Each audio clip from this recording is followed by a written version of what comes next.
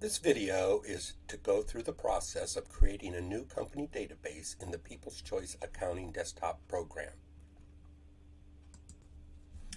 The assumption is you have installed the People's Choice Accounting desktop program onto your local computer, and you have opened the program and opened up into the demo company database.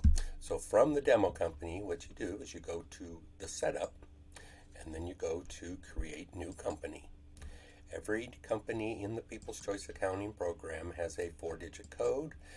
You assign that yourself. We're going to assign this one to for your company. We click next. We recommend you just leave this as is. It'll only be impacting if you're using receivables or the banking transactions, and those can be changed. You don't want to click bank accounts and customers because that would copy in the demo company bank account and the customers. You'll be creating your own bank account. So we just click next from here.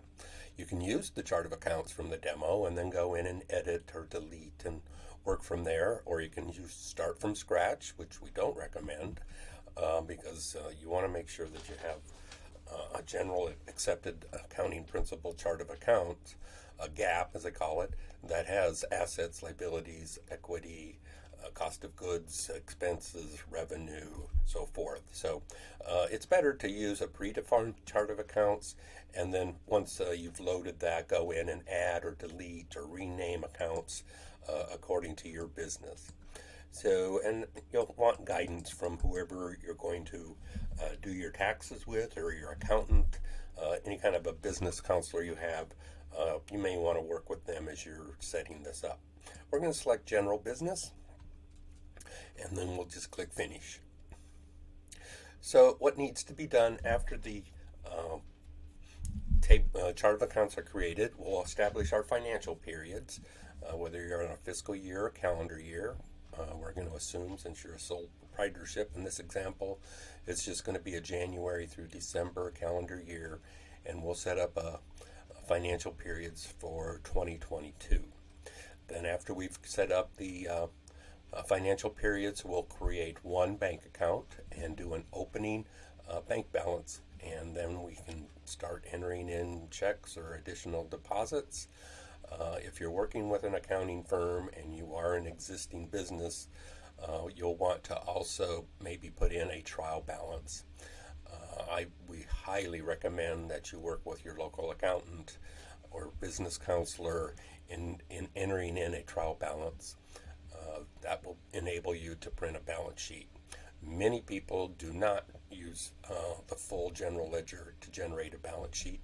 They'll just use it as a bookkeeping, tracking their checkbook and the various expenses and disbursements and revenue and receipts that they receive in the business.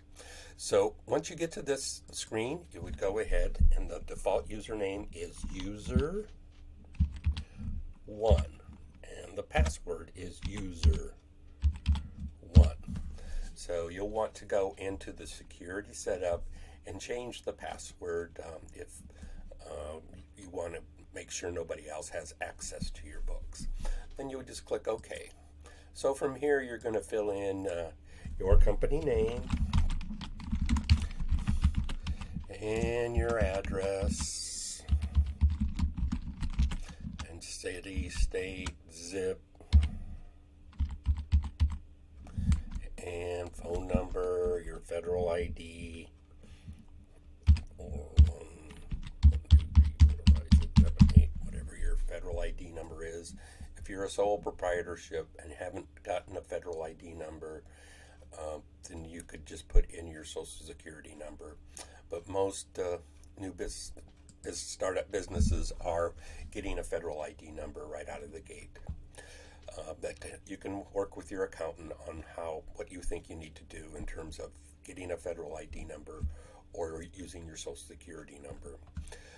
If you're going to be invoicing, there's setup for this, which will be covered in another video. Same as if you're going to track inventory or just track a service list with the various prices on fixed services. We can cover that in another video. Your general ledger, what you'll want to do is set up undeposited cash receipts, and also could be used for your cash transfer account, and if you're doing accounts receivable, you would assign probably the credit to that and accounts receivable. We'll go into a more elaborate if you're going to be doing accounts receivable in another video, as well as if you're going to be doing full accounts payable. We're doing just the basic setup where we're going to be tracking a checkbook and all the money going into the checkbook and all the money going out of the checkbook, and the function for a bank reconciliation is available. So we'll go into the accounting, the financial periods. Here's where you can advance into future years to create financial periods. We're going to do it for 2022. We'll just use the template of 12 months. Starting in January, we click OK. And so all our periods for the calendar year of January through December 2022 are already set up. So the next thing you'll want to do is create a bank account. And you would go to banking, go into bank accounts, click new, and you would type in your bank account number that you have with your bank. You want to make sure it's active, and you'll put in your bank name and address and so forth. You can track what type of account, if it's checking, savings. We're going to call this one checking. And this information doesn't have to be used. It's used if you're going to be using blank check stock to actually print the checks, where you would put in your MICR numbering for the routing number and the bank account number, and then you're able to actually print checks to blank check stock with the People's Choice program. But you do need to assign your bank accounts to a general ledger account, so we're going to assign it to that account. And we're tracking 3 separate sets of check numbers, possibly a computer set check numbers and a manual set of check numbers, and other we use for like debit card transactions or online transaction where you've used your checking account through an ACH transfer or something to that effect. Some people have set up a bank account per se as a credit card, and basically it's the same thing. Of course, you're not printing checks with a credit card, but you can go ahead and go into the checks to enter in charges that you've done to a credit card, and you can go into the deposits and enter in payments towards that credit card. And so there are some other tips that you can find on the Safe Choice Customer Portal, where there's how-tos and a great deal of other information. So now we have our bank account, our chart of accounts, our financial periods. We're ready to start running our business. We're going to pretend we're a brand new business, and so instead of going to accounting and going into the chart of accounts and entering in a beginning balance, which you would be wanting to work with your accountant whenever you're doing this, especially if you're going to do a balance sheet. For our purposes, we're just going to leave everything at 0, and we're going to pretend that on the beginning of the year we decided to start a business. So we're going to do an opening bank deposit. We're going to click new, and we're going to say we contributed $1,000 to open up a bank account, and we can put a note here regarding an open bank account. And we're using money from our personal or however we're getting money to put into this, but we're going to call it capital, money we're putting towards the business, and we're going to post this, and we're in business ready to start using the system. So a few things that you may want to consider is when in the setup menu, going to security, and you would go pull up the user one, and you would put in a new password for whatever you want that to be, or you can create other logins, and those logins can have different permissions of what they're able to see.